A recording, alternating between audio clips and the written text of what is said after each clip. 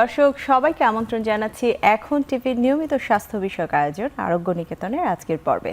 আপনাদের সাথে রয়েছি আমি ডাক্তার আঞ্জুমানেরা তামান্না। ত্বক শরীরের সবচেয়ে বড় অঙ্গ। সেই ত্বকের সাথে রয়েছে চুল, নখ এবং সৌন্দর্যের পুরো একটি বিষয়। এবং এই সময়ে এসে পুরুষ এবং নারী দুজনেই আসলে এই সৌন্দর্য এবং সমস্যাগুলো সমান তালে ফেস করে থাকেন। সেই বিষয়গুলো নিয়েই আজ আমরা কথা বলবো এবং এই বিষয়ের ত্বক এবং চুল, নখের কি কি আধুনিক পদ্ধতিতে চিকিৎসা ব্যবস্থা রয়েছে সে বিষয়টি নিয়ে জানবো। আজকের আয়োজনে আমরা কথা বলবো ত্বকের আধুনিক চিকিৎসা নিয়ে। এ বিষয়ে কথা বলার জন্য আমার সাথে রয়েছেন doctor Leena Malek, chief consultant ও ব্যবস্থাপনা পরিচালক, doctor Leena skin and aesthetic. Doctor Leena Malek, আপনাকে স্বাগত জানাচ্ছি আজকের আয়োজনে। ধন্যবাদ, সবাইকে স্বাগত। জি, এবং আরও রয়েছেন doctor Farial Haque, CEO DFH skin solution. Doctor Farial Haque, আপনাকেও স্বাগত। ধন্যবাদ আপনাকে। জি, আমি একটু শুরু করব ডাক্তার লীনা মালেক আপনাকে দিয়ে। আমি শুরুতেই যেটা আসলে বলছিলাম যে একদম চুল, নখ, ত্বক পুরোটা বিষয় নিয়েই আসলে ত্বকের চিকিৎসা বলা হয় এবং ত্বকের এখন অনেক আধুনিক পদ্ধতি এসেছে, অনেক আধুনিক নাম চলে এসেছে। আমি উপর একদম মাথা থেকে শুরু করে পা পর্যন্ত মানুষ বিউটিফিকেশন নিয়ে চিন্তা করছে। একটা একটা করে আসলে যাব আপনার কাছ থেকে। চুল দিয়েই শুরু করব। এখন একটা সিজনাল চেঞ্জ হয়েছে, শীত থেকে গরমে এসছে, বৃষ্টি পড়ছে, চুলে একটি স্যাঁতসেঁতে ভাব চলে এসেছে এবং হেয়ার ফল, চুল পড়ার একটি সমস্যা আমার মনে হয় সবাই ফেস করে। এই বিষয়টা নিয়ে জানবো যে আসলে মূলত চুল পড়ে কেন এবং কোন বিষয়গুলো মাথায় রাখা জরুরি। আমরা যদি 10 বছর আগের কথাও চিন্তা করি, চুল পড়া কিন্তু আসলে কোনো সমস্যাই ছিল না। বাট এখন আপনি যাকেই জিজ্ঞাসা করেন না কেন, সবার চুল পড়ার প্রবলেম আছে, এক্সেসিভ হেয়ার ফল আছে। আমাদের দেশে যেটা মেইন একটা সমস্যা, সেটা হচ্ছে ওয়েদার খুব চেঞ্জ করে, খুব ময়েস্ট ওয়েদার, খুব গরম পড়ে। তো সেই কারণে চুল পড়ার অন্যতম একটা কারণ তো হচ্ছে আপনার ওয়েদার। দ্বিতীয়ত বলতে গেলে হরমোনাল চেঞ্জ, সবার মধ্যে একটা স্ট্রেস, কেউ তো আমরা স্ট্রেস লেস লাইফ কাটাচ্ছি না। So stress is one of the important reasons hair ফলের কারণে। আরেকটা ইম্পর্টেন্ট ব্যাপার, আমার কাছে এটা সবচেয়ে বেশি ইম্পর্টেন্ট মনে হয়, সেটা হচ্ছে ডেফিসিয়েন্সি। আমরা সাপ্লিমেন্ট আমরা অনেকেই ইগনোর করে যাই, কিন্তু বাইরের দেশে যেমন আমি দেখেছি, বাচ্চা থেকে শুরু করে ইভেন এল্ডারলি সবাই কিন্তু ভিটামিন ডি সাপ্লিমেন্ট, ম্যাগনেশিয়াম। আমাদের দেশে ডেফিসিয়েন্সি বলতে গেলে সবাই বায়োটিনকেই কনসিডার করে, বাট এছাড়াও কিছু কমন ভিটামিনস আছে, ভিটামিন ডি আছে, ম্যাগনেশিয়াম আছে, সেলিনিয়াম আছে, বা আমাদের জিঙ্ক। এই ডেফিসিয়েন্সিগুলোর কারণে কিন্তু চুল পড়াটা খুব কমন একটা ব্যাপার। So but it's very much solvable, কারণ এখন সবাই খুব অ্যাওয়্যার। সবার একটুখানি চুল পড়লেও তারা ডাক্তার অ্যাটেনশন সিক করছে, তারা ট্রিটমেন্ট নিতে আসতেছে। বাট যে মেইন প্রবলেমটা আমরা ফেস করি, যে এখন there is so many options in the market. মানুষ বুঝে না যে পিআরপি করব নাকি এক্সোজোম করব, গ্রোথ ফ্যাক্টর করব। সবাই সোশ্যাল মিডিয়া থেকে অনেক কিছুই জানতে পারছে, কিন্তু তার কি কারণে হেয়ার ফল হচ্ছে বা তার জন্য এক্স্যাক্টলি কি ট্রিটমেন্টটা, সেটা আমার কাছে মনে হয় যে একজন বিশেষজ্ঞ ডার্মাটোলজিস্টের কাছে কনসাল্ট করে সে অবশ্যই প্রপার গাইডেন্সটাই দিবে এবং একটা প্রপার সলিউশন দেওয়ার চেষ্টা করবে। সো আমি ফার্স্ট অ্যাডভাইস বলবো যে একজন বিশেষজ্ঞ ডাক্তারের কাছে কনসাল্ট করা। প্রপার ডায়াগনোসিস, যেটা প্রপার ডায়াগনোসিসের মাধ্যমেই চিকিৎসাটা নেই। এবং আমার মনে হয় যে বয়সের সাথেও একটু সম্পর্ক আছে, কোন বয়সে কি কারণে আসলে হেয়ার ফল হচ্ছে। ডেফিনেটলি আগে তো আমরা মানে প্রিটিন অবস্থায় পেশেন্ট পেতাম না, কিন্তু এখন অনেকে তাদের বাচ্চাদেরকেও নিয়ে আসে, যে বাচ্চার বয়স সাপোজ 8 বছর। এখন এটা তো আসলে ট্রিটমেন্ট দেওয়ারও কিছু নাই, হয়তোবা তার একটু সাপ্লিমেন্ট বা পানির প্রবলেম, কোনো একটা কিছু থেকে হেয়ার ফল হতে পারে। সো ওটাও একটু মনিটর করার ব্যাপার আছে আমার কাছে মনে হয়। জি, এবং পাশাপাশি আরও একটু অ্যাড করে নেই, আমাদের ছেলেরাও কিন্তু এখন অনেক সচেতন হয়ে গিয়েছে। হয়তো একটা সময় ছিল ছেলেরা নিজেদের নিয়ে এত সচেতন ছিল না, এখনকার ছেলেরাও কিন্তু হেয়ার ফল নিয়ে অনেক চিন্তা করছে। হেয়ার ফল নিয়ে ছেলেরা চিন্তা করাটা ইজ আ বেটার অপশন, কারণ হচ্ছে গিয়ে ছেলেদের ক্ষেত্রে তো অ্যান্ড্রোজেনেটিক অ্যালোপেশিয়াটা অনেক বেশি হয়, তাদের ক্ষেত্রে বল্ডনেসটাও বেশি হয়। সো তারা যদি একটু আগে থেকে অ্যালার্ট হয়, ট্রিটমেন্ট গাইডলাইন ফলো করে, তাহলে কিন্তু ইজিলি প্রিভেন্টেবল। জি, আবার আসবো আপনার কাছে, একটু ডাক্তার ফারিয়াল হক আপনার কাছে যাচ্ছি। যেহেতু হেয়ার ফল নিয়ে কথা বলছিলাম এবং অনেকগুলো কারণ কিন্তু বলে ফেলেছেন ডাক্তার লীনা, একটু আপনার কাছে জানতে চাই, আমাদের স্কাল্পেও কিন্তু অনেক রকম সমস্যা হচ্ছে এবং ড্যান্ড্রাফ খুবই কমন একটি সমস্যা এবং ড্যান্ড্রাফ দেখা যায় সারা বছর থাকছে, কোনোভাবেই এটাকে রোধ করা যাচ্ছে না। ড্যান্ড্রাফের কারণেও আমরা দেখছি অনেকের অনেক বেশি হেয়ার ফল হচ্ছে। এটা নিয়ে একটু যদি বলেন আসলে ড্যান্ড্রাফ কাদের বেশি হচ্ছে বা এটাকে প্রিভেন্ট করা যায় কিনা বা কন্ট্রোল করা যায় কিনা? অ্যাকচুয়ালি ড্যান্ড্রফটা আর মেইন প্রবলেমটা হলো যে আমরা অনেক ইজিলি নেই জিনিসটা, যে আচ্ছা আমার মাথায় খুশকি হয়েছে বা ড্যান্ড্রফ হয়েছে, বাট অনেক সময় এটা এত ইজি না। ড্যান্ড্রফের অনেক রকমের টাইপস আছে। সো ড্যান্ড্রফ যেটা আমরা লেম্যান ভাষায় বলি, বাট যদি মেডিকেল টার্মে আমি যাই সেক্ষেত্রে আমাদের ক্ষেত্রে দেখা যায় যে এটা অনেক টাইপের আছে। এটা ফাঙ্গাল যদি হয়ে থাকে, যেটা টিনিয়া ক্যাপিটিস, এটা বাচ্চাদের ক্ষেত্রে অনেক কমন এবং আজকাল যেমন ডক্টর লীনা মালেক আপা বললেন যে বাচ্চাদের ক্ষেত্রেও এখন দেখা যাচ্ছে চুল পড়া, এটা কিন্তু মেইন কজই কিন্তু টেনিয়া ক্যাপিটিস। ছোট ছোট বাচ্চাদের, স্কুল গোয়িং বাচ্চাদের মাথায় খুশকি ভরা এবং এটা বেশিরভাগই ফাঙ্গাল কারণে হয়ে থাকে। এছাড়াও এটা এক্সিম্যাটাস আছে ড্যান্ড্রফটা। এক্সিম্যাটাস যদি হয়, এটার মধ্যে মোস্ট কমন হচ্ছে সেবোসোরিয়াসিস আর সেবোরিক ডার্মাটাইটিস, দুই রকমের ডিজিজ। সো এটা হলো বাংলায় সহজভাবে বলতে চাইলে এটা হলো এক্সিমা। সো এক্সিমাটা এটা অটোইমিউন হতে পারে অথবা এনভায়রনমেন্টের জন্য হতে পারে, অথবা সে যদি ওভার ইউজ অফ প্রোডাক্ট, যেমন প্রতিদিন শ্যাম্পু করা, প্রতিদিন হেয়ার স্টাইলিং প্রোডাক্ট ইউজ করা, এভরিডে যদি চুলে হিট দেয়, সেই ক্ষেত্রে যেটা হয় যে স্ক্যাল্পের ওই যে পরিবেশটা, যে পিএইচটা বজিয়ে থাকা দরকার, সেটা নষ্ট হয়। যখন সেটা হ্যাম্পার হচ্ছে তখন ড্যান্ড্রফ হয়ে যাচ্ছে। সো এরকম বিভিন্ন কারণে আসলে ড্যান্ড্রফ হতে পারে।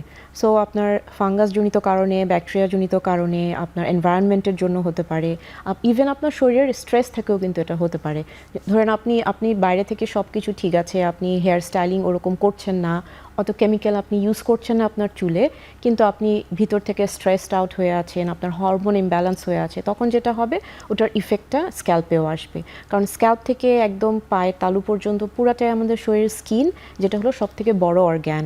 সো আমাদের শরীর যদি ডিস্টার্বড থাকে, আমাদের বাইরে এটা প্রতিফলন অবশ্যই হবে। জি, এবং আপনি যেটা বললেন ব্যাকটেরিয়াল, ফাঙ্গাল, অনেকগুলো কজ বললেন। আমি যেটা দেখেছি, চিকিৎসা করা হয়, রোগী বা যে ভুগছে সে হয়তো চিকিৎসা করছে এবং একটা কমপ্লেন কিন্তু বলছে যে আমি যখন ওই শ্যাম্পুটি দিচ্ছি ভালো, অফ করে দিলে আমার আবার ফেরত আসছে ড্যান্ড্রফ। আসলে কি ড্যান্ড্রফ নির্মূল হয় নাকি সবসময় চিকিৎসা করার জন্য? অ্যাকচুয়ালি এখানে আরেকটু হাই থটের চলে আসবে, যেহেতু এই কোয়েশ্চেনটা আপনি করলেন। বায়োফিল্ম, হ্যাঁ, বায়োফিল্ম একটা বলতে গেলে একটা প্যারাসাইটিক কমিউনিটি। এখানে ধরেন অনেক ধরনের প্যারাসাইটস থাকে আমাদের শরীরে। সো আমরা যেটা জানি যে হ্যাঁ, আলাদা আলাদা করে ফাঙ্গাস থাকে, ব্যাকটেরিয়া থাকে অ্যান্ড এভরিথিং, বাট এখন যেটা হয়েছে যে আমরা বেশিরভাগই যত ডিজিজে আক্রান্ত, এটার মেইন কারণ হচ্ছে বায়োফিল্মস। সো বায়োফিল্মসে যেটা হয়, এখানে অনেকগুলো কোলোনাইজেশন করে ধরেন ফাঙ্গাস বা ব্যাকটেরিয়া আছে, সাথে কিছু এক্সট্রাসেলুলার ম্যাট্রিক্স থাকে, যেটা সহজে মানে অ্যান্টি ড্যান্ড্রফ শ্যাম্পু বা কোনো মলম দিয়ে এটা রিমুভ করা পসিবল হচ্ছে না। কারণ যত আমরা অ্যাডভান্স হচ্ছি মেডিসিনে, ওরাও কিন্তু যত প্যারাসাইটসগুলো আছে, ওরাও কিন্তু ওদের বুদ্ধি খাটিয়ে তত স্ট্রং হচ্ছে। সো দ্যাটস ওয়াই যেটা প্রবলেম হচ্ছে যে শুধুমাত্র ড্যান্ড্রফ শ্যাম্পু দিয়ে এটা পসিবল না ট্রিট করা। সো বায়োফিল্মসের জন্য ডেফিনেটলি হচ্ছে যে ব্যাকটেরিওফ্যাজিক বিভিন্ন ধরনের মেথডস আছে অ্যান্ড এভরিথিং। সো আমাদের মতন স্পেশালিস্টের কাছে আসলে ওটা আমরা গাইড করে দিই আর কি। জি, আবার চলে যাচ্ছি ডাক্তার লীনা মালেক। আসলে চুল থেকে এখনো বেরোতে পারছি না, আরও একটু জানতে চাচ্ছি আসলে হেয়ার ফলের কি আধুনিক ট্রিটমেন্ট আছে বা যেটা আপনারা দিচ্ছেন এবং কতটা কার্যকরী হয় এই হেয়ার ফলের ট্রিটমেন্টগুলো? হেয়ার ফলের আধুনিক ট্রিটমেন্ট বলতে আমি বলবো কি, ফার্স্ট অফ অল হেয়ার ফলের কজটা আইডেন্টিফাই করা। যেমন ফারিয়াল যেভাবে বললো যে প্রথমত তার যদি ব্যাকটেরিয়াল বা ফাঙ্গাল কোনো গ্রোথ থাকে, অবশ্যই সেটা আগে তো ট্রিট করতেই হবে, তারপর না আমি আধুনিক ট্রিটমেন্টে যাব। সো এই জন্য ওই যে ডায়াগনোসিস করে সেভাবে ট্রিটমেন্ট করা। তারপরও আমি দেখলাম যে সব কিছুই ঠিক আছে, তার ডেফিসিয়েন্সিও কারেক্টেড হয়ে গেছে, তাহলে আমি আধুনিক ট্রিটমেন্টে যাব। এখন আধুনিক অনেক ধরনের ট্রিটমেন্ট আছে। আমরা লাস্ট 10 ইয়ার্স ধরে পিআরপি চলে এসেছে, এখন পিআরপির অ্যাডভান্স ট্রিটমেন্ট আসছে, গ্রোথ ফ্যাক্টর ট্রিটমেন্ট আসছে, পিআরএফ আসছে, এক্সোজোম থেরাপি আসছে, ন্যাচারাল বায়ো এক্সোজোম ট্রিটমেন্ট আসছে। সো এখন কার জন্য কোনটা প্রযোজ্য সেটা বোঝাটা খুব ইম্পর্টেন্ট।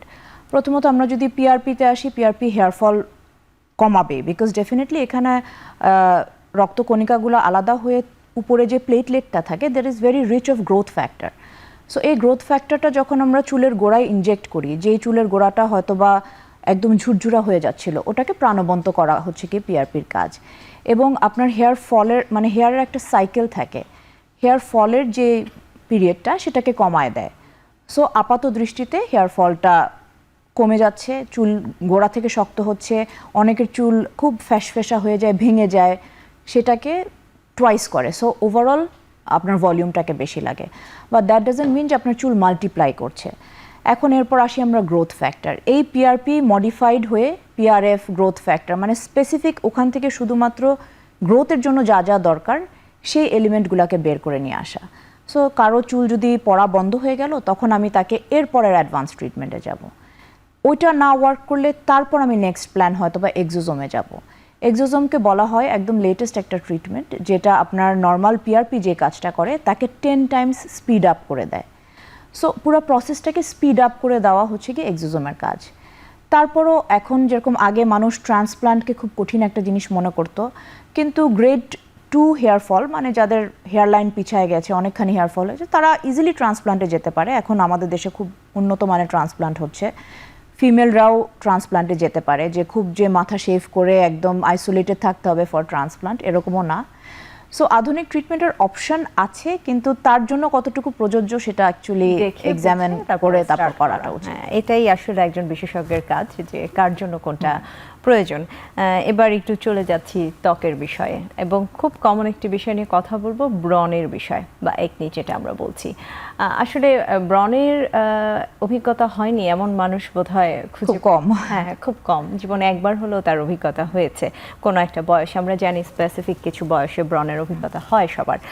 একটু জানতে চাও, অনেকের আছে যে ব্রণ দীর্ঘদিন বা একটা, আমরা জানি যে একটা বয়সে এসে ব্রণের প্রাদুর্ভাব কমে যায়, কিন্তু তারপরেও দেখা যায় অনেকে ব্রণ সারা জীবনই হচ্ছে। আসলে একটু জানতে চাই এই ব্রণ হওয়ার কারণ কি, এবং ফেসকে আমরা মূলত ফোকাস করি, কিন্তু অনেককেই দেখেছি আমি ঘাড়ে, গলায়, পিঠেও ব্রণ হতে, একনি হতে, কমপ্লেইন করতে। একটু শুনবো আপনার কাছ থেকে ব্রণ নিয়ে। ব্রণ নিয়ে যদি আমরা বলতে চাই, আমরা আপাত দৃষ্টিতে ভাবি যে পিউবার্টির সময় খালি ব্রণ হয়, যে একটা টিনেজার তার ব্রণ হচ্ছে, সেটা খুবই স্বাভাবিক। একটা হরমোনাল চেঞ্জ আসতেছে, তার ব্রণ, সেটা ফেস ছাড়াও নেক, ব্যাক, আপার আর্মস, এসব জায়গাতেই হতে পারে। কিন্তু এখন আমরা কমনলি পাই যে অ্যাডাল্ট অ্যাকনি। মানুষ বলে যে এখনও আমার এই বয়সে 40 হয়ে যাচ্ছে, এই বয়সেও কেন অ্যাকনি হচ্ছে। সো এটার কিন্তু অন্যতম একটা কারণ হচ্ছে গিয়ে হরমোনাল ইমব্যালেন্স। আমাদের বেশিরভাগেরই ক্ষেত্রে হচ্ছে গিয়ে হরমোনাল কন্ট্রোলটা ঠিক নাই।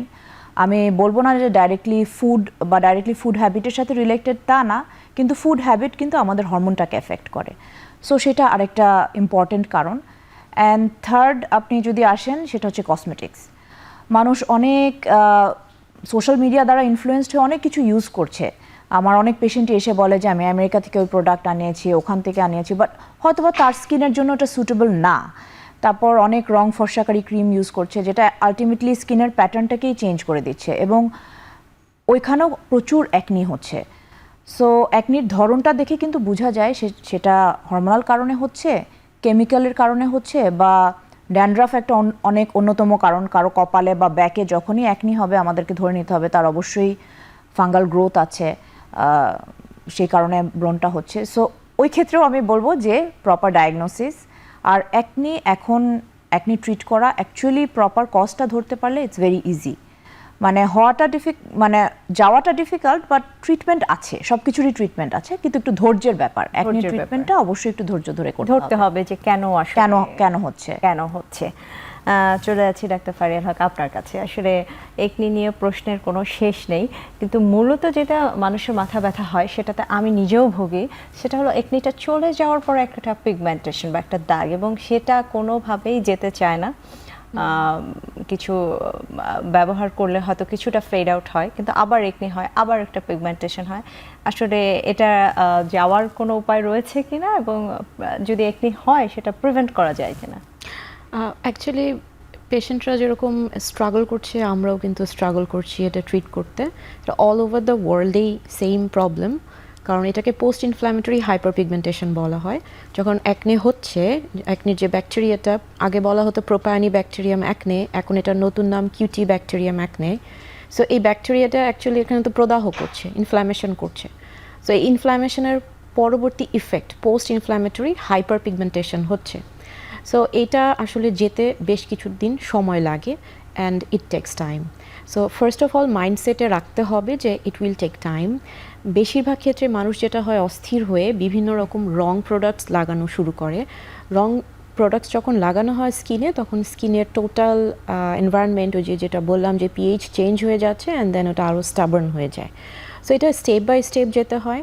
ফার্স্ট অফ অল তো আমি বলবো যদি প্রিভেনশনের ক্ষেত্রে prevention is always better than cure.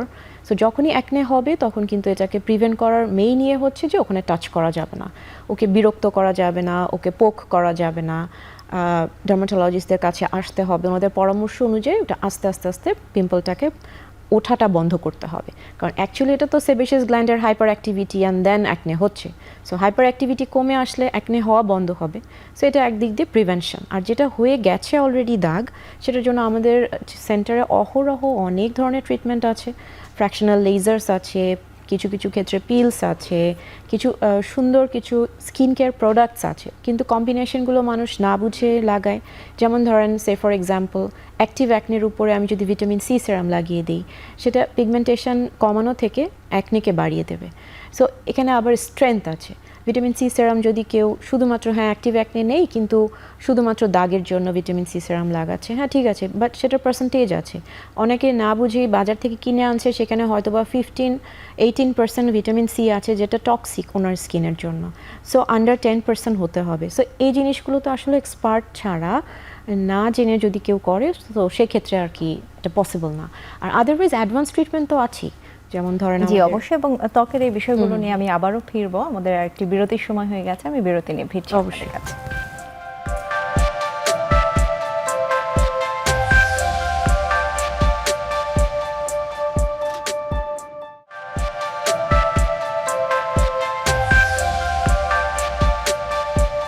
দর্শক, বিরতির পর আবারও ফিরলাম আরোগ্য নিকেতনের আজকের আয়োজনে। আমরা কথা বলছি ত্বকের যত্ন এবং সুরক্ষা নিয়ে এবং তার আধুনিক চিকিৎসা নিয়ে। এ বিষয়ে কথা বলার জন্য আজকে আমার সাথে রয়েছেন ডাক্তার লীনা মালেক এবং ডাক্তার ফারিয়াল হক।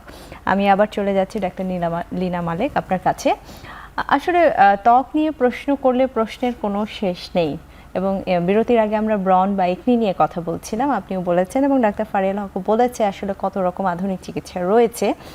একটু আপনার কাছে জানতে চাইবো, আসলে ত্বকের যদি আমি প্রপার একটা যত্নের কথা বলি, যেই যত্নটা করলে আমার ত্বকটা সতেজ দেখা যাবে এবং হয়তো আমরা কিছু ইনফ্লামেশন একনি হবেই, সব মানুষের কিছু না কিছু ক্ষেত্রে হবে, যতটুকু প্রিভেন্ট করা যায় সে বিষয়টা নিয়ে আপনি যদি বলেন। এই প্রশ্নটি করার অনেক কারণ আছে, একটি কারণ তার মধ্যে অন্যতম, এখন সোশ্যাল মিডিয়ার যুগে অথবা বিভিন্ন অনলাইন ওয়েবসাইটের যুগে দেখা যায় অনেক রকম প্রোডাক্টের আসলে অ্যাড চলে আসে এবং মানুষ বুঝে না বুঝে কিনছে। তার কোনো প্রভাব রয়েছে কিনা ত্বকের উপরে? তার তো প্রভাব অবশ্যই আছে। আমি যেটা দেখি আর কি, যে সবাই সোশ্যাল মিডিয়ায় এত প্রোডাক্ট ইউজ করতেছে, আসলে এত প্রোডাক্ট ইউজ করার সময় আছে কি? মানে আমি অনেক ইয়াং পেশেন্টদেরও দেখছি যে তারা ও লেভেলস পরীক্ষা দিচ্ছে বা ম্যাট্রিক পরীক্ষা দিচ্ছে, বাট এখনই তারা 7 স্টেপ নাইট রুটিন ফলো করতেছে। আমার কাছে মনে হয় যে এটার খুব একটা প্রয়োজন নাই। যদি কেউ করতে চায়, খুব সিলেক্টিভ প্রোডাক্ট ইউজ করতে পারে। যেমন যার এখনও বয়সই হয়নি, সে রেগুলার রেটিনল ইউজ করছে। রেটিনল একটা খুব স্ট্রং অ্যাসিড যেটা স্কিনটাকে পিল করছে। সো সেটা প্রতিদিন ইউজ করা, এখন সেটা ইউজ করছে, ঠিক আছে মানলাম যে রাতেবেলা ইউজ করছে, কিন্তু কয়েকটা লেয়ার তার উঠে যাচ্ছে। সো সানব্লকটা সে প্রপারলি ইউজ করছে কিনা।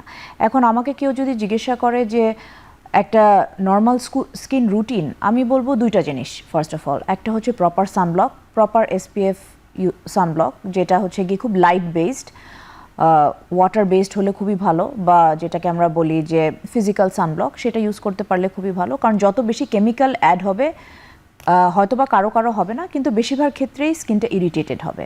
সো যতটা কেমিক্যাল লেস সানব্লক ইউজ করা যায় ততটাই ভালো। কারণ সানব্লক একটা টাইমের পরে গিয়ে সানব্লক না ইউজ করলে এইজিংটা খুব তাড়াতাড়ি হয়ে যায়, অ্যান্ড পিগমেন্টেশন, অনেক ধরনের প্রবলেম, ফ্রেকেলস, অনেক ধরনের প্রবলেম অ্যারাইজ করে। আর সেকেন্ডলি হচ্ছে একটা প্রপার ময়েশ্চারাইজার। অনেকে এসেই বলে যে আমার স্কিন অয়েলি, আমি ময়েশ্চারাইজার ইউজ করবো কিনা, বাট অয়েলি হলেও কিছু অয়েল ফ্রি ময়েশ্চারাইজার পাওয়া যায় যেটা ইজ ভেরি গুড। এখন আমি অন্যান্য প্রোডাক্ট, সোশ্যাল মিডিয়ায় এত ধরনের প্রোডাক্ট, সবাই বাইরে থেকে প্রোডাক্ট আনাচ্ছে, বাট অ্যাকচুয়ালি তার স্কিনের জন্য সেটা কতখানি সুটেবল সেটাও একটু আইডেন্টিফাই করার দরকার আছে। যেমন সবাই টোনার ইউজ করছে, লাইক এত অ্যালকোহল বেসড কোনো কিছুই আমার কাছে মনে হয় ইউজ করাটা ঠিক না। একটা প্রপার সানব্লক, একটা প্রপার ময়শ্চারাইজার, যদি কারো কোনো প্রবলেমেটিক স্কিন থাকে যে খুবই ডিহাইড্রেটেড, সেক্ষেত্রে সে একটা হাইলোরনিক বেসড কিছু ইউজ করতে পারে, একটা গুড ময়শ্চারাইজার সিলেকশনটাও আমি বলবো ইটস ভেরি ইম্পর্ট্যান্ট, যে কার জন্য কোনটা। যে কারো এইজিং স্কিন হলে একই ধরনের, আবার কেউ 30 ইয়ার্স হলে বা কেউ 15 ইয়ার্স হলে তার জন্য আবার আরেক ধরনের। আর আগে মানুষ পার্লারে বেশি যেত, এখন মানুষ অ্যাস্থেটিক ক্লিনিকগুলোতে আসে। সো আই থিঙ্ক আমাদেরও একটু রেসপন্সিবিলিটি আছে যে পেশেন্টদেরকে প্রপারলি গাইড করা। যে সবাই আসলেই রুটিনলি সবাই এখন খুব জানতে চায়, এসেই বলবে আমি হাইড্রাফেশিয়াল করব, কিন্তু হাইড্রাফেশিয়াল আদৌ তার জন্য কতটুকু প্রযোজ্য বা প্রয়োজন কিনা, তার অ্যাক্টিভ অ্যাকনি আছে, আমি যদি তাকে হাইড্রাফেশিয়াল দিয়ে দিই, এটা আমার সাইড থেকে it would be wrong. So সেই জিনিসটাও পেশেন্টদেরকে আমি বলবো যে রেগুলার যদি মান্থলি তারা একটা কেয়ারও চায়, সেটার জন্য অনেক বিশেষজ্ঞ ডক্টর এখন আছে, অনেক ভালো ভালো অ্যাস্থেটিক ক্লিনিক আছে, they can take a consultation. সবার জন্য সব আধুনিক ট্রিটমেন্ট যে প্রযোজ্য তাও না। সো একটা regular sunblock, regular moisturiser, once a month একটা রেগুলার মেনটেনেন্স ট্রিটমেন্ট, এটাই কিন্তু যথেষ্ট। জি অবশ্যই। একটু আবার চলে যাচ্ছি ডাক্তার ফারিয়াল হক আপনার কাছে। আরও একটি খুব কমন বিষয় নিয়ে আমি কথা বলতে চাই, সেটা হলো মেস্তা। মেস্তার সমস্যাটা কিন্তু খুব কমন, এবং যেহেতু আমি নিজেও একজন চিকিৎসক এবং গর্ভবতী মায়েদের চিকিৎসা আমি করি, তার সাথে আমি এটা অ্যাড করব, প্রেগনেন্সির সাথেও কিন্তু মেস্তার একটি সম্পর্ক রয়েছে। এবং আমরা দেখছি ডেলিভারির পরে মারা খুব অস্থির হয়ে যাচ্ছে, আমাদের কাছেই আসছে যে ম্যাডাম এই দাগটা কি যাবে না, বা কিভাবে যাবে। একটু মেস্তা নিয়ে শুনবো আপনার কাছে, যে কেন হচ্ছে বা কাদের হয়, এবং চিকিৎসা করলে সম্পূর্ণ চলে যায় কিনা। খুব সুন্দর একটা জিনিস আমার কাছে আপনি নিয়ে এসছেন, বিকজ আমার নিজের অ্যাড দিচ্ছি না, বাট এই মেস্তা বা মেলাজমার উপর আমার research paper King's College London ওখানে অ্যাকসেপ্টেড হয়েছে ওয়ার্ল্ড ওয়াইড, এটা সো এটার উপর আমি রিসার্চ করেছি, আমার মেইন সাবজেক্ট এটা। জি। সো মেলাজমা যেটা, এটা বেসিক্যালি আসলে যদি আমি সহজ বাংলায় বলি কারণের ক্ষেত্রে, ফার্স্ট অফ অল জেনেটিক যে জিনিসগুলো সেগুলো আমরা ডিনাই করতে পারবো না। এটা বেশিরভাগ ক্ষেত্রে আমাদের এই ট্রপিক্যাল কান্ট্রি যাদের স্কিন টাইপ 4-5 একটু ব্রাউন টোন আমরা যারা আছি তাদের ক্ষেত্রে বেশি হয়, হোয়াইট যারা তাদের ক্ষেত্রে কম হয়, বাট তাদের ক্ষেত্রে ফ্রেকেলস অ্যান্ড আদার থিংস বেশি হয়। সো এটা নিয়ে গবেষণা অনেক কম আছে পৃথিবীতে, যেহেতু হোয়াইট বা রিচ কান্ট্রি এটা সাফার করে না, ওরা এটা নিয়ে এত বদার্ড না। সো এই জন্য আমাদের মতন যারা মানুষ এটা নিয়ে অনেক রিসার্চ শুরু করেছি আমরা, ইনশাল্লাহ সামনে আরও সফলতা আসবে। এটার কারণ বেসিক্যালি হচ্ছে, একটা তো আছে জেনেটিক আছে, সেকেন্ড ইয়ে হচ্ছে যে যারা অনেক দিন ধরে ওরাল কন্ট্রাসেপটিভ পিল খাচ্ছেন মহিলারা, তাদের ক্ষেত্রে হয়। তারপরে হচ্ছে, যদিও আপনারা আরও ভালো জানেন যে এখন অনেক মডার্ন পিল চলে এসছে যেটা সাইড ইফেক্টস কম। তারপর প্রেগনেন্সিতে তো একটা হরমোন চেঞ্জ আসে, সেটার জন্য হয়। আর মেইনলি কমনলি এখন এতক্ষণ যেটা ডক্টর লীলা মালিক বললেন যে বিভিন্ন প্রোডাক্টস মানুষ না শুনে না বুঝে লাগাচ্ছে, এই প্রোডাক্টস লাগানোর জন্য কিন্তু হয়ে থাকে। আর সানস্ক্রিন, অনেক এখানে কন্ট্রোভার্সি আছে সানস্ক্রিনের ক্ষেত্রে, বাট সানস্ক্রিন মেস্তা ট্রিটমেন্ট করবে না, বাট এটাকে বাড়তে দেয় না।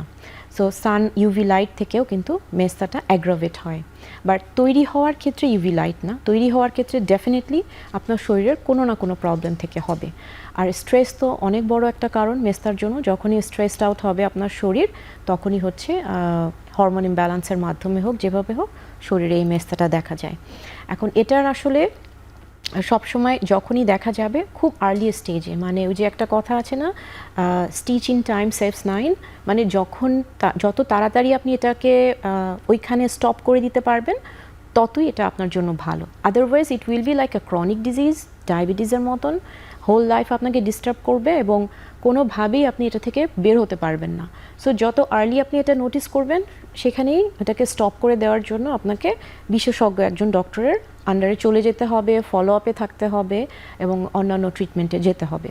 সো এই ক্ষেত্রে আসলে কমনলি আমাদের দেশের মেয়েরা এটা সাফার করছে তখন সেটা ফর্সাকারী ক্রিম লাগিয়ে ফেলছে, স্পট আউট ক্রিম লাগিয়ে ফেলছে, এবং তখন ওই স্কিনে যে ব্যারিয়ারটা নষ্ট হয়ে যাচ্ছে, ব্যারিয়ার নষ্ট হয়ে যেটা করছে ইউভি রেটা আরও বেশি করে ওখানে অ্যাফেক্ট করে মেস্তাটাকে বাড়িয়ে দিচ্ছে। And then she started travelling from one dermatologist to another.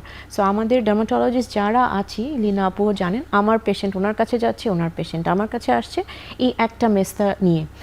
কারণ হচ্ছে যে ওই যে ফার্স্টেই উনি ওনার স্কিনের ব্যারিয়ারটা নষ্ট করে ফেলেছে এবং ওনার ওই স্যাটিসফ্যাকশান আসছে না। সো ফার্স্ট অফ অল তো আমাদের মাইন্ডসেটে রাখতে হবে এটা একটা chronic disease, it's not going away, you have to control it. আপনাকে কন্ট্রোল করে, যেমন ডায়াবেটিসের রুগী যেরকম মিষ্টি না খেয়ে ইনসুলিন দিয়ে কন্ট্রোল করে রাখে, মেস্তাটাকে কন্ট্রোল করে রাখতে হবে। এটা এমন না যে আমার কাছে আসলো আমি ম্যাজিশিয়ান, কিছু একটা দিলাম বা ট্রিটমেন্ট করলাম একদম চলে গেল, এরকম না। সো এখানে আসলে অনেক রকমের আছে। আর সেকেন্ড থিং হচ্ছে যে আমাদের মিথাইলেশন এরর, আমি যদি একটু ডেপথে যাই, সো মিথাইলেশন এরর এখন আমাদের ইচ অ্যান্ড এভরি পার্সনের ভিতর আছে। সো সেটা হলো যে আগে যেরকম আমাদের নানি দাদিদের ক্ষেত্রে দেখতেন যে এইরকম পরিমাণে হতো না, হ্যাঁ, এখন যেই পরিমাণে হচ্ছে, ছোট 20-22 বছরের মেয়েরা আমাদের কাছে আসছে মেস্তা নিয়ে, এরকম আগে হতো না। সো এটা জেনেটিক এরর বা মেথাইলেশন, আমাদের যে শরীরে জিন আছে এটা হতে হতে একটা টাইমে এখানে এরর তৈরি হয়ে যাচ্ছে। সো এররের অনেকগুলো কারণ আছে। ফার্স্ট আমি সব থেকে মোস্ট কারণের মধ্যে দেখব যে গাট। আমাদের যাদের গাট ক্লিয়ার হয় না প্রপারলি, ধরেন আমার প্রতিদিন বাথরুম ক্লিয়ার হচ্ছে না, আমি সমস্ত স্কিন কেয়ার প্রোডাক্ট মেখেও আমার স্কিনকে আমি সুন্দর করতে পারবো না। সো আমাদের গাটটা যদি ক্লিয়ার থাকে সুন্দরভাবে, এটার জন্য আমাদের প্রোবায়োটিক্সের রোল আছে, এটার জন্য আমাদের লাইফস্টাইল, এক্সারসাইজ, আমি কতটুকু পানি খাচ্ছি প্রতিদিন, আমি প্রাকৃতিক কুদরত আমাদের যা দিয়েছে, প্রাকৃতিক ফলগুলো যা ঠিকমতো নিচ্ছি কি না, যেখানে ফ্লেভোনয়েডস অনেক আছে, ফ্লেভোনয়েডস বা অ্যান্টিঅক্সিডেন্ট, এই ধরনের জিনিস, রঙিন ফল মূল শাক সবজি, এগুলো আমি খাচ্ছি কি না। ধরেন এখন তো খাবার অনেক রকম, প্যাকেট খুলে যে রেডি খাবারটা আপনি খাবেন সেটার মধ্যে কোনো ধরনের পুষ্টি আপনি পাবেন না। আপনার স্কিনের জন্য আপনাকে নেচার থেকে যে ইয়েগুলো, যেটা আমি সরাসরি উইদাউট কুকিং, আমি ফল সবজি সালাদ এই জিনিসগুলো যদি আমি প্রপারলি খাই, তাহলে আমি বলবো অনেক ক্ষেত্রে আমার গাটটাকে আমি সুস্থ রাখতে পারবো। আর গাট যদি সুস্থ থাকে, দেন আপনার স্কিন, আপনার মেস্তা, আপনার মেলাজমা সব কিছুই ভালো থাকবে। জি, তার মানে আসলে ফিজিক্যাল হেলথ, ইনার হেলথের সাথেও আসলে স্কিনটা অনেকখানি রিলেটেড। আমি আবার আসবো এই আলোচনায়, আমাদের আরও একটি বিরতির সময় হয়ে গেছে, বিরতি নিয়ে ফিরছি।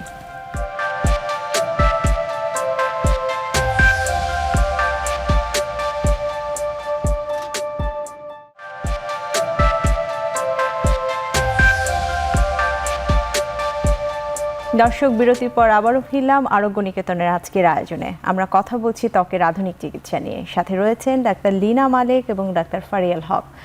চলে যাচ্ছি ডাক্তার লীনা মালেক আপনার কাছে। আপনি একটি সেন্টারে অ্যাস্থেটিক ট্রিটমেন্ট দিচ্ছেন, আপনার নিজস্ব সেন্টার। একটু অ্যাস্থেটিক ট্রিটমেন্ট নিয়ে আপনার কাছে জানতে চাইবো। অনেকগুলো অপশন আপনি এর আগে বলেই ফেলেছেন, তারপর একটু জানতে চাও বিউটিফিকেশন নিয়ে। এখন খুবই এটার চলছে আমরা যদি বলি, এবং মানুষ খুব জানতে চায় বা মানুষ খুব বিউটিফিকেশনের দিকে ঝুঁকছে। কোন কোন সার্ভিসগুলো আপনারা দিচ্ছেন এবং সফলতার হার কতটুকু, এবং আসলে সবার ক্ষেত্রে জরুরি কিনা? অনেকে একদম মেন্টালি প্রেশার নিয়ে নেয় যে ও করছে, আমাকেও বোধহয় করতে হবে। একটু শুনবো আপনার কাছে। অ্যাস্থেটিক ট্রিটমেন্ট আমরা যেটা বলতে বুঝি সেটা হচ্ছে কি, অ্যাকচুয়ালি কারো চেহারা তো অ্যাকচুয়ালি চেঞ্জ করা যায় না, বাট আপনার নিজের চেহারাটাকে যদি আরেকটু সুন্দর করতে চান বা কীভাবে সেটাকে আরেকটু অ্যাট্রাকটিভ করা যায়, আসলে সেটা হচ্ছে কি কথা। কিন্তু আমাদের কাছে অনেক পেশেন্টরাই, আমি শিওর ফারিয়ালও ফেস করো, যে আনরিয়েলিস্টিক এক্সপেকটেশন নিয়ে আসে। আমার তো সকালে ঘুম ভেঙে আমি দেখি মেসেজে এই বিভিন্ন নায়িকাদের ছবি দিয়ে যে আমাকে কি এরকম করা যাবে কি না, এরকম করা যাবে না। Very common. মানে সকালে আমি দেখি যে কারিনার ছবি, আবার কিছুক্ষণ পরে আমি দেখতেছি প্রিয়াঙ্কার ছবি। মানে আমাকে মানুষ বলছে অমুকের মতো লাগছে, সো একদম কি ওরকম করে ফেলা যায় কিনা। So this should not be the target actually. কারণ চেঞ্জ করাটা টার্গেট না, আমাদের মূল উদ্দেশ্যই থাকে হচ্ছে গিয়ে যার ফেস যেরকমই, তার যদি কোনো জায়গায় আমরা মনে করি যে একটু সিমেট্রি, একটু ব্যালেন্স করলে সুন্দর লাগবে, এখানে আমি বলবো যে ডক্টরদের একটু ইথিক্যাল প্র্যাকটিস, যে এসে যা চাবে সেটা না দিয়ে বরঞ্চ তাকে যেটা করলে ভালো লাগবে যেমন বোটক্স করতে পারে, একটু এজিংয়ের প্রবলেম হলে, একটু চামড়াটা একটু ঝুলে গেলে, রিঙ্কেলস রিমুভ করতে গেলে। এখন আবার ফুল ফেসটাকে একটু রিল্যাক্সড, আমরা বলবো যে ফ্রোজেন বা অন্যরকম লাগুক তা না, সেটা করেও কিন্তু বোটক্স দিয়ে you can have a relaxed look, যে চেহারাটা সুন্দর লাগছে। সেকেন্ডলি কেউ যদি ফিলার করতে চায়, আমি বলবো অবশ্যই খুব আর্টিফিশিয়াল কিছু না করতে, একটা দুটা পয়েন্ট হয়তো বা তার একটু ওয়েট লসের কারণে একটু চেহারার ভলিউম কমে গেছে, একটু চিনটা একটু ছোট আমাদের এশিয়ান সাবকন্টিনেন্টে, সেটা একটু ন্যাচারালি এনহ্যান্স করা, কারো লিফটিংয়ের প্রয়োজন হলে। তারপর আমি বলবো কি যে সবাই কনফিউজড, কারণ এখন সোশ্যাল মিডিয়া দেখে সবাই দেখছে যে সবার চেহারা একরকম ছিল, আরেকটা গ্রুপের চেহারা হঠাৎ করে চেঞ্জ হয়ে গেল। But this also comes with time, আর বুঝে একটু যে ডক্টরের কাছে যাচ্ছে তার রিভিউ, তার কোয়ালিফিকেশন, আমার কাছে মনে হয় এগুলোও একটু ম্যাটার করে, সো দ্যাট কেউ যাতে মিসগাইডেড না হয়। কারণ এখানে মিসগাইডেড হওয়ারই সম্ভাবনাটা বেশি থাকে, যে কারো কোনো কমপ্লিকেশন হলে সেটা ম্যানেজমেন্ট করার এবিলিটি সে ডক্টর আছে কিনা সেটা, আর এত কিছুর পরেও স্কিন কোয়ালিটিটা ভালো আছে কিনা। জি।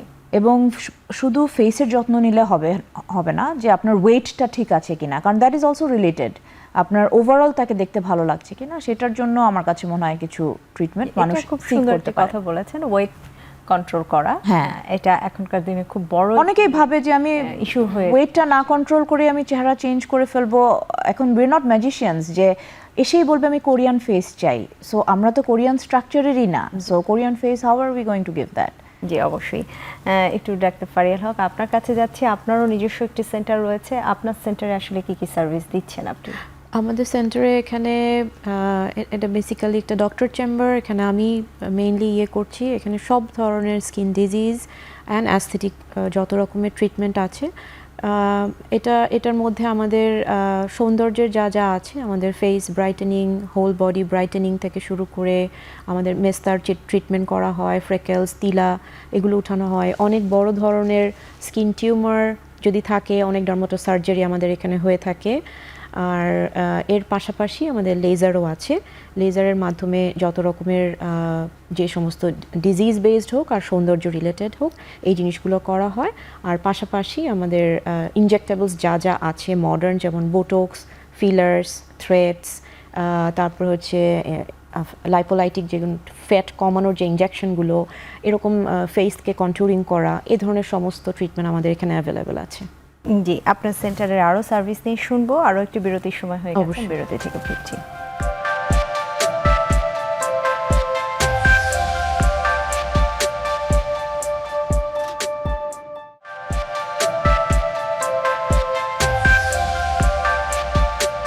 বিরতির পর আবারও স্বাগত জানাচ্ছি আরোগ্য নিকেতনের আজকের আয়োজনে। সাথে রয়েছে আমি ডাক্তার আঞ্জুমানেরা তামান্না। কথা বলছিলাম ত্বকের সুরক্ষা নিয়ে, ত্বকের আধুনিক চিকিৎসা নিয়ে। সাথে রয়েছেন ডাক্তার লীনা মালেক এবং ডাক্তার ফারিয়াল হক। আমি আবার ডাক্তার ফারিয়াল হক আপনার কাছে যাচ্ছি। বিরতির আগে শুনছিলাম আপনার সেন্টারের সার্ভিসগুলো নিয়ে, এবং আপনি বলছিলেন ব্রাইটেনিংয়ের কথা একটু বলছিলেন। সেক্ষেত্রে এখনকার সময়ে সবচেয়ে মনে হয় চাওয়া পাওয়া সব ছেলে মেয়ে বোথ দুজনের ক্ষেত্রে যে একটু ব্রাইটেনিং হওয়া, একটু ফর্সা হওয়া, এবং গ্লুটাথিয়নের কথা বোধহয় এখন সবার মুখস্থ হয়ে গেছে। একটু শুনবো আসলেই কি এটা সম্ভব, এবং এটা কি পার্মানেন্টলি হয় কিনা, একটু গ্লুটাথিয়ন নিয়ে শুনবো। গ্লুটাথায়নের ব্যাপারটা হলো, এটা অ্যাকচুয়ালি এটা একটা সুপার অ্যান্টিঅক্সিডেন্ট। আর আগে যেরকম শুধুমাত্রই গ্লুটাথায়ন দেওয়া হতো, এখন এটার সাথে আমরা অনেক ধরনের অ্যান্টিঅক্সিডেন্ট ইউজ করে থাকি। সো এটা না, আসলে ফার্স্ট অফ অল হচ্ছে যে আগে বুঝতে হবে যে এক্সপেকটেশনটা গ্রাউন্ডেড কিনা, মানে বাস্তব এক্সপেকটেশনটা রাখতে হবে। এখন ধরেন আমাদের একটু এলাবোরেটলি বলি যদি, যে স্কিন টাইপ 1 থেকে 6 পর্যন্ত, 1, 2 হলো বিদেশিদের মতন সাদা, 3, 4, 5 হলো আমাদের দেশে মিক্স, অ্যান্ড 5, 6 হচ্ছে আফ্রিকান যারা কালো। সো আমরা যে 3, 4 এবং 5 এই ধরনের স্কিন টোনের থেকে আমরা যদি গ্লুটাথায়ন থেকে আমরা কি আশা করতে পারি, আমরা 1, 2 হয়ে যেতে পারবো না, মানে ব্রিটিশ আমেরিকানদের মতন সাদা হয়ে যেতে পারবো না। এখানে কিন্তু আমি একটা ওয়ার্ড ইউজ করেছি, ব্রাইটেনিং, নট হোয়াইটেনিং। সো এখানে হোয়াইট হওয়া কোনোভাবেই পসিবল না। যা আপনার স্কিন টোন সেখান থেকে একটু ব্রাইট হবে।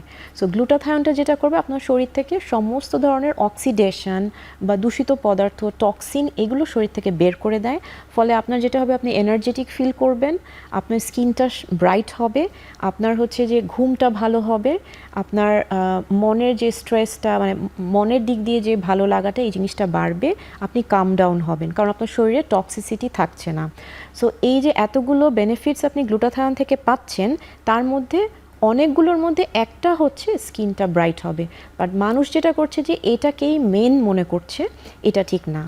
আর গ্লুটাথায়ন নিতে অনেক ধৈর্য যাদের, তারা অবশ্যই আসবেন। যাদের ধৈর্য খুবই কম, তারা, আমি রিকোয়েস্ট করব এটা সম্পর্কে কোনো, মানে এটা ইনিশিয়েট না করতে, কারণ ট্রিটমেন্টটাতে অনেকগুলো সেশনস লাগে এবং অনেক ধৈর্য লাগে। সাধারণত 10 থেকে 12টা সেশন লাগে, এবং 10 থেকে 12টা সেশন পরে যে রাতারাতি মানে একেবারে আকাশ পাতাল চেঞ্জ হবে তা না, তার টোনটা 1 থেকে 1.5, ম্যাক্সিমাম 2 টোন পর্যন্ত লাইট হবে। নো সাইড ইফেক্টস, এবং টাইম টু টাইম আমরা এটাকে অবজার্ভ করি যে ওনার অন্যান্য শারীরিক কোনো প্রবলেম, কোনো অ্যালার্জি বা কোনো কিছু আছে কি না। ফাস্টিং অবস্থায় এটা নেওয়া যাবে না, অবশ্যই গ্লুটাথায়ন নেওয়ার আগে তাকে লাঞ্চ বা খাবার খেয়ে আসতে হবে, এটাই। আর এটা পার্মানেন্ট কি না, এটা একটা গুড কোয়েশ্চেন, খুবই কমনলি আমরা ফেস করি। Nothing is permanent in this planet, but আপনি যখন নেবেন 12, 13, 14টা নেওয়ার পরে আপনার ওইটাকে বজিয়ে রাখতে হবে, মানে ওটা যে আপনি নিচ্ছেন কন্টিনিউয়াসলি, এটাতে যেটা হচ্ছে লিভারে স্টোর হচ্ছে, অ্যান্ড দেন আপনি যখন ছেড়ে দেবেন সেটা লিভার থেকে ডিপ্লিট হতে থাকবে। সো এটাকে একটা মেনটেনেন্স পর্যায়ে নিতে হবে। প্রথমে যখন 10-12টা নেবেন, কন্টিনিউয়াসলি নেওয়ার পরে এভরি উইক অর প্রতি মাসে 2বার নিয়ে, তারপর যখন 10টা 12টা হলো, দেন আপনি ধরেন কোনো পেশেন্টের ক্ষেত্রে আমরা 2 মাসে একবার, কোনো পেশেন্টে মাসে একবার, কোনো পেশেন্টে 3 মাসে একবার, মানে মেইনটেনেন্স ডোজে আসলে এটা রাখতে মেইনটেনেন্স হবে। করতে হবে। যখন সে মেইনটেনিংটা ছেড়ে দেবে, তখন সে আগে যেটা ছিল সেই দিকে আবার জার্নি শুরু করবে হওয়াটা। সো যে কোনো কিছুতে মেইনটেনিংটা দরকার। জি অবশ্যই। ডাক্তার লীনা মালিক, আপনার কাছে একটু জানতে চাওয়া একটু লেজারের বিষয়, যেটা এখন সবাই মোটামুটি জানে। লেজার দিয়ে অনেক কিছু ট্রিটমেন্ট হচ্ছে, এবং খুব কমনলি একটি ট্রিটমেন্টের কথা খুব আসছে, যে আনওয়ান্টেড হেয়ার রিডাকশন। একটু জানতে চাইবো আসলে সফলতার রেট কতটুকু, এবং আপনারা কেমন রোগী পাচ্ছেন, এই বিষয়টা নিয়ে একটু শুনবো। লেজার হেয়ার রিমুভাল, লেজারের ট্রিটমেন্ট বলতে গেলে আগে অনেক স্টিগমা ছিল, মানুষের ভয় ছিল যে লেজার করলে চামড়া পুড়ে যাবে, ক্যান্সার হবে কিনা, এই কোয়েশ্চেনগুলো আমরা আগে অনেক পেতাম। বাট এখন মোটামুটি এভরিওয়ান ইজ অ্যাওয়্যার। আর লেজার হেয়ার রিমুভাল, আমরা যদি if we promise by any laser, আমার কাছে আমি বলবো যে laser hair removal is one of the best. কারণ মানুষ আনওয়ান্টেড হেয়ারটাকে রিমুভ করতে চায়। এটা সাধারণত মাসে একটা করে সেশন নিতে হয়, অ্যারাউন্ড 8 to 10 সেশন নিতে হয়। তারপরও আমরা বলবো যে এটাকে কিন্তু লেজার হেয়ার রিমুভাল না, ইটস লেজার হেয়ার রিডাকশন। 4-5 বছর পর গিয়ে তার দেখা যাবে কিছুটা ওই টাইমে হয়তো বা ডরমেন্ট ছিল বা ঘুমিয়েছিল ওই হেয়ারগুলোকে, সেগুলোকে রিমুভ করার জন্য লেজার হেয়ার রিমুভাল করতে পারে। But it's one of the best, আমি বলবো, treatment options in every aesthetic centre.